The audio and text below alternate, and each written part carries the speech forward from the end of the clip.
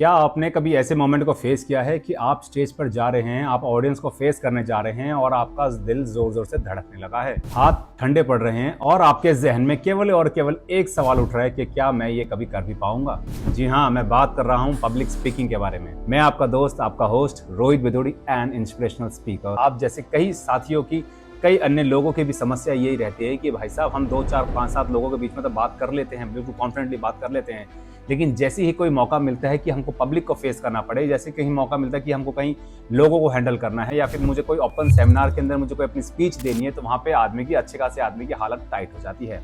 Reason behind, क्योंकि उनको ये कभी इसी चीज़ सिखाई ही नहीं गई है और ना ही कभी किसी कॉलेज और इंस्टीट्यूट और स्कूल में कभी चीज़ सिखाई जाती है पब्लिक स्टेज को कैसे हैंडल किया जा सके और लोगों के इस स्पीच के फियर्स को कैसे खत्म किया जा सके। तो आप बिल्कुल ठीक वीडियो के अंदर आ चुके हैं दोस्त। वीडियो के अंत तक जरूर बने रहिएगा, क्योंकि मैं आपको एक एक चीज ऐसी सिखाने वाला हूं कि आप अपने पब्लिक स्पीकिंग के डर को कैसे खत्म कर सकते हैं और आपके सामने चाहे 100 आदमी हो, 200 आदमी हो, 1000 हो या 2000 या फिर लाखों की भीड़ ही क्यों ना हो, आप अपने पतंगा लहरा सकते हैं। और अभी तक आपने चैनल को सब्सक्राइब नहीं किया तो चैनल को सब्सक्राइब जरूर करें।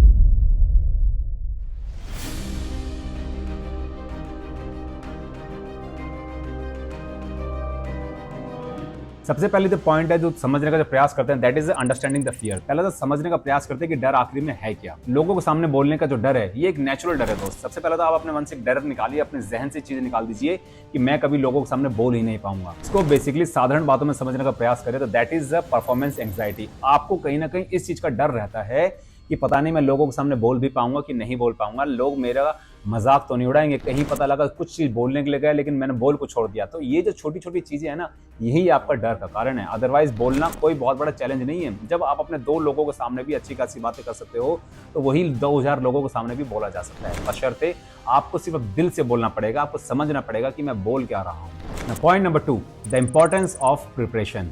एक अच्छी तैयारी आपके कॉन्फिडेंस को बूस्ट करती है दोस्त। जब आप अपनी स्पीच और अपनी प्रेजेंटेशन को बहुत अच्छी तरीके से तैयार करते हैं, तो आपके अंदर का डर ऑटोमेटिकली कम होना स्टार्ट हो जाता है और आपको पता लग जाता है कि वो कॉन्फिडेंस लेवल आप गेन कर चुके होते हैं। आपको पता लग चुका होता है कि भाई साहब, अब सामने किसी भी प्रकार की ऑडियंस बैठी हो, मुझे पता है मुझे कब, कहाँ पे, क्या और कैसे बोलना है। और प्रिपरेशन का मतलब सिर्फ ये भी नहीं होता है कि हमने सिर्फ रट्टा मार ले कि भाई स्पीच मैंने पढ़ ली, देख ली, मुझे यही बोलना चलना। तो दोस्त, आप हमेशा डर की कैटेगरी में ही खड़े रहेंगे, क्योंकि पब्लिक स्पीकिंग का मतलब होता है कि आपके अंदर, आपके जहन से आवाज आनी चाहिए कि मुझे क्या बोलना है। आपको सिर्फ ऑडियंस को समझना है, उनकी नीड को समझना है और आपको समझना पड़ेगा कि आप किस टॉपिक के ऊपर प्रेजेंटेशंस देने वाले हैं। क्योंकि ये इसका मतलब होता है कि आप टॉपिक को समझिए, अंडरस्टैंड कीजिए और उसके हिसाब से अपने जहन में से जवाब निकालिए। आपको पता लगे कि मुझे कब और कहाँ पे क्या बोलना है।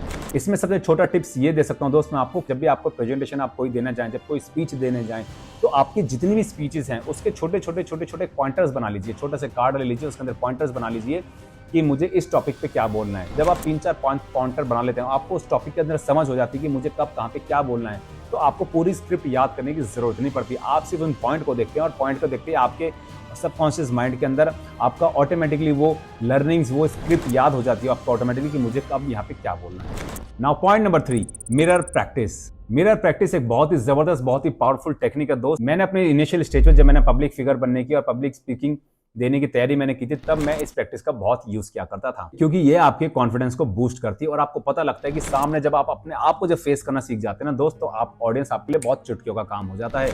प्रॉब्लम हमारे अंदर सबसे पहली बात क्या आती है, क्योंकि हम डायरेक्टली जाकर के लोगों को हैंडल करना स्टार्ट कर देते हैं, लेकिन नहीं, यही सबसे बड़ी प्रॉब्लम है। आपको समझना पड़ेगा कि दोस्त, सब लोगों से पहले आपको अपने आप से बात करना पड़ेगा। आप जब मिरर के अंदर सामने अपने देख करके बात करते हैं, आप देखते हैं कि आप किस तरीके से आपकी हैंडलिंग चल रही है, किस तरह से आपकी आंखें का इशारा है, किस तरह से आपके शब्दों का वॉइस मॉड्यूलेशन है। जब आप ये सब चीज, छोटी छोटी चीजें जब आपको देखते हो कि यार सामने वाला बंदा मेरे से किस तरीके से बात कर रहा है, तब आपको पब्लिक स्पीकिंग की इंपॉर्टेंस समझ में आ जाती है। Point number 4, positive visualization. डर को खत्म करने का सबसे बढ़िया, सबसे सरल तरीका है पॉजिटिव विजुअलाइजेशन करना। आप अपने आप को सबसे पहले तो एक सफल स्पीकर के रूप में मानना स्टार्ट कर दीजिए। ये मत सोचिए कि यार कभी मैं अच्छा स्पीकर बनूंगा, कभी मैं ऐसे लोगों के सामने बात कर पाऊंगा तो ही मैं अपने आप को स्पीकर मानूंगा। नहीं, आप जैसे भी हैं अच्छे हैं। सबकॉन्शियस माइंड के अंदर अपने आप को विजुअलाइज कीजिए।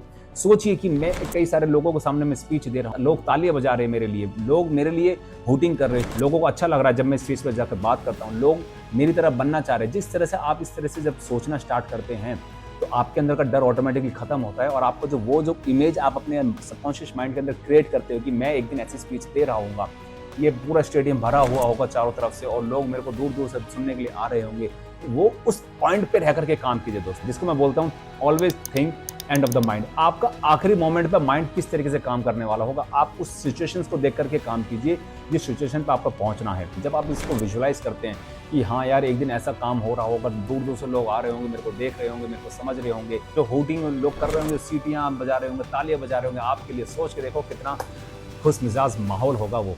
आपको उस चीज को प्रैक्टिस करते हुए अपनी प्रिपरेशन स्टार्ट करनी चाहिए। Point number 5, start small. अगर आप बड़े क्राउड के सामने बोलने से घबरा रहे हैं तो दोस्त सबसे पहले छोटे छोटे ग्रुप्स को पकड़िए, छोटे छोटे इंस्टीट्यूट्स को पकड़िए, वहां पे अपने बोलने की प्रैक्टिस को इंप्रूव कीजिए। आप अपने किसी फ्रेंड्स के सामने बोलना स्टार्ट कर सकते हैं, या फिर आप अपने किसी फैमिली में कोई फंक्शन है तो वहां पे भी आप बोलना स्टार्ट कर सकते हैं। 4-5-10 लोगों का एक ग्रुप बना करके वहां पे किसी भी टॉपिक को ले लीजिए और उन पर स्टार्ट कर दीजिए, आप कम्युनिकेशन स्टार्ट कर देने, अपना बोलने का तरीका स्टार्ट कर दीजिए। आप देखेंगे धीरे धीरे धीरे धीरे आपको कॉन्फिडेंस लेवल बूस्टअप होना स्टार्ट हो जाएगा। बजाय कि एक दिन ऐसा आएगा, एक दिन कभी नहीं आता दोस्त, कि आज ही वो दिन है जहां पे आपको शुरुआत करना पड़ेगा अपने उस एक दिन को पाने के लिए।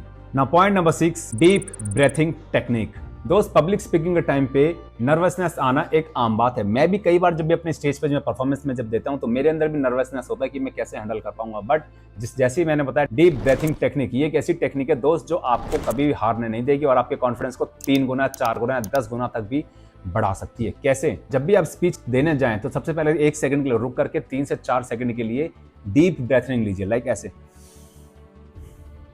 जब आप इस तरीके से काम करते हो तो आपका सबकॉन्शियस माइंड के अंदर पता लगता है कि नाउ यू आर रिलैक्स्ड और मुझे रिलैक्स तरीके से ही अपनी प्रेजेंटेशन पूरी देनी है। और जब आप इस तरह से काम करते हो तो आपका कॉन्फिडेंस टॉप लेवल पर होता है और आप बेझिझक प्रेजेंटेशन दे करके आ जाते हैं। और जब कभी भी आपको पता लगे कि स्पीच के दौरान में आप कहीं अटक रहे हैं या आपको लग रहा है कि मैं कुछ चीजें भूल रहा हूं, तो 1 सेकंड के लिए पॉज लीजिए और इससे क्या होगा कि ऑटोमेटिकली ऑडियंस का फोकस आपकी तरफ जाएगा और आप उसी पॉइंट को कनेक्ट करते हुए नई शुरुआत कर सकते हैं। इससे क्या होगा, आपके ऑडियंस का भी कनेक्टिविटी आपके साथ बनी रहेगी और उनका अटेंशन आप ग्रैब कर पाएंगे। यही सब सारी टेक्निक्स हैं जिनको मैं पर्सनली खुद अपनी लाइफ में मैंने कभी इनको इंप्लीमेंट किया था और आज भी इंप्लीमेंट करता हूं। जब भी मैं कोई स्टेज परफॉर्मेंस देने जाता हूं, जब भी मुझे कहीं स्पीच देनी होती है, I always follow this protocols before starting my presentations. आपको अपनी पब्लिक स्पीकिंग की जर्नी आज से ही स्टार्ट करनी पड़ेगी, क्योंकि आपको नहीं पता कब कौन से मोड पे आपकी जर्नी आपको इंतजार करेगी जहां से आपकी सक्सेस की स्टोरी स्टार्ट हो सकती है। और every success story start with the public speaking. Suppose मैं कहता हूं आप स्टूडेंट है, कल को आप जॉब ढूंढने भी जाएंगे तो वहां पे भी आपको इंटरव्यू फेस करना पड़ेगा और इंटरव्यू के अंदर भी आपकी बोलने की कला देखी जाती है। अगर आप कोई जॉब सीकर है, कल को आप जॉब के अंदर भी जाएंगे तो वहां पे आपके नीचे लोग काम करेंगे, ग्राउंड लेवल पे लोग काम करेंगे, तो आपको उनसे काम कराने का सेंस आपके अंदर होना चाहिए कि कौन सी बात कब और मुझे कहां पे कैसे करनी चाहिए और कैसे मैं उनको कनेक्ट करूंगा। अगर आपको बिजनेस भी स्टार्ट करना तो दोस्त वहां पर भी आपको पब्लिक स्पीकिंग बहुत हेल्प करेगी, क्योंकि आपको अपने प्रोडक्ट का प्रचार करना आना चाहिए। और अगर आप अपने प्रोडक्ट को ही प्रचार नहीं कर पा रहे, प्रोडक्ट को ही प्रमोट नहीं कर पा रहे, तो दोस्त कैसे आप अपना बिजनेस करेंगे। अगर आप एक एंटरप्रेन्योर है, आप अपनी टीम को इंस्पायर करना चाहते हो कि वो आपकी विजन के साथ आपका काम करे, तो उसके लिए भी दोस्त आपकी कम्युनिकेशंस के अंदर, वो आपकी स्पीकिंग के अंदर वो दम होना चाहिए कि वो आपको कनेक्ट कर सकें। तो दोस्त ये सब छोटी छोटी चीजें हैं जिनको अगर आप अपनी लाइफ में उतारेंगे तो आपको रिजल्ट बहुत अच्छी खासे मिलेंगे। और अभी तक आपको दोस्त हमारी वीडियो पसंद आई हो तो उसको लाइक, शेयर एंड सब्सक्राइब करना ना भूलें। आपके एक शेयर बटन दबाने से ये वीडियो शायद ऐसे आदमी के पास पहुंच सकती है जो कभी पब्लिक स्पीकिंग बनने का सपना देखता था लेकिन किसी कारणवश नहीं बन पा रहे हैं, क्योंकि उनको पता ही नहीं लग पा रहा कि मैं शुरुआत कहां से करूं। तो उम्मीद करता हूं दोस्त आज से आपकी पब्लिक स्पीकिंग की जर्नी स्टार्ट होती है और हमको कमेंट करके बताइएगा कि आपकी पब्लिक स्पीकिंग की जर्नी कैसे रहने वाली है। मैं आपके कमेंट का इंतजार करूंगा। मिलते हैं दोस्त अपनी अगली वीडियो में एक नए टॉपिक के साथ। तब तक अपना ख्याल रखिए। हरे कृष्ण।